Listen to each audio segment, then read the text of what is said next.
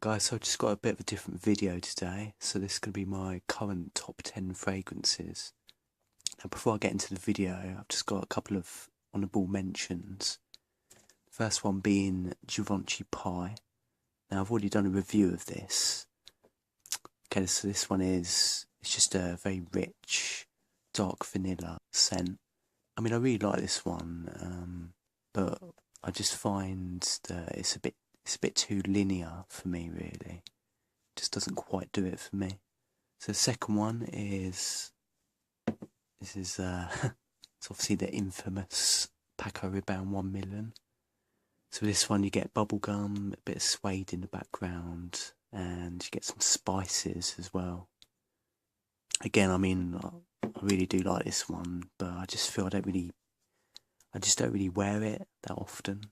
You know, I tend to forget about it, to be honest. So, okay, so for my top 10 fragrances, I'm just going to show pictures of the bottles because I don't actually own the full bottles of these. There's a couple of reasons for this. The first one is I just find it a bit too expensive, really. And the second reason, and I think this is like the main reason, is I don't actually wear fragrances that like all too often.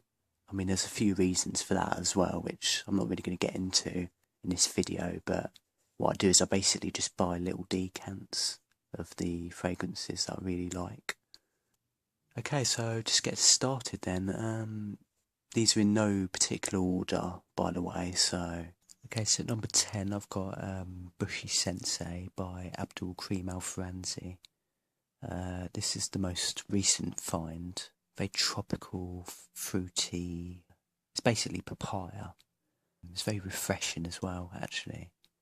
So this is a concentrated perfume oil. It's very long lasting as well, so it's got great performance. It's just got such an addictive smell to it. Okay, number 9, I've got Tuscan Leather by Tom Ford. This one's pretty popular. So you get the smoky leather, you get raspberry with it, which I think works really well, actually. Them two together. Great performance with this one. This one, again, I mean, this one lasts a long time on my skin. Yeah, it's definitely the first fragrance to solidify my passion, you know, for fragrances, you know. First time I smelled this, I was just like, oh, this, you know, this is what we're talking about. Okay, number 8, Pure Havane by Terry Mugler, or Terry Mugler. Yeah, I love this one. It's very warming, very rich, kind of gourmandy. You get the caramel, chocolate. It kind of opens up with this kind of cherry sort of kind of vibe to it.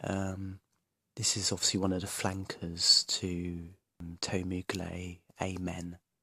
I definitely think this is like the best one, to be honest, like in my opinion. Okay, so number 7, we've got Interlude Man by Amouage. Okay, I just want to say the performance on this is just absolute beast. It's very complex scent, this is. Kind of smoky, kind of dusty as well, actually.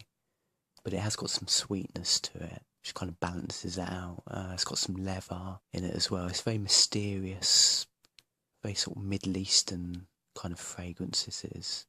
Okay, so number 6, Spice and Wood by Creed.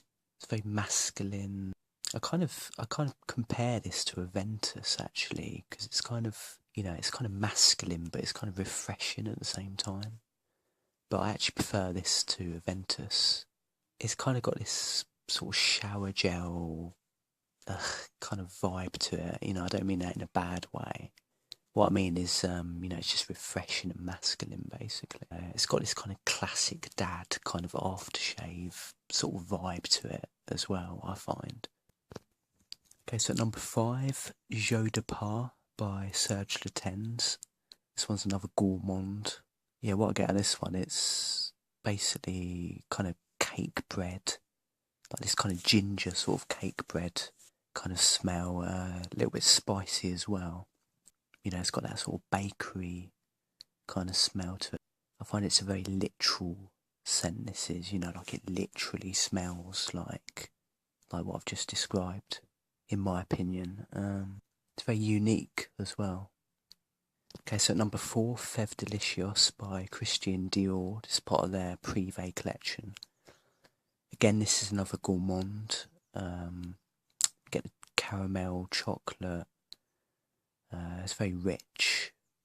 I think it's quite a unisex fragrance though. Yeah, it's just very delicious, like the name, basically. Okay, so at number 3, Shergi by Serge Lutens. Now this one for me is definitely a winter scent. It's very warm.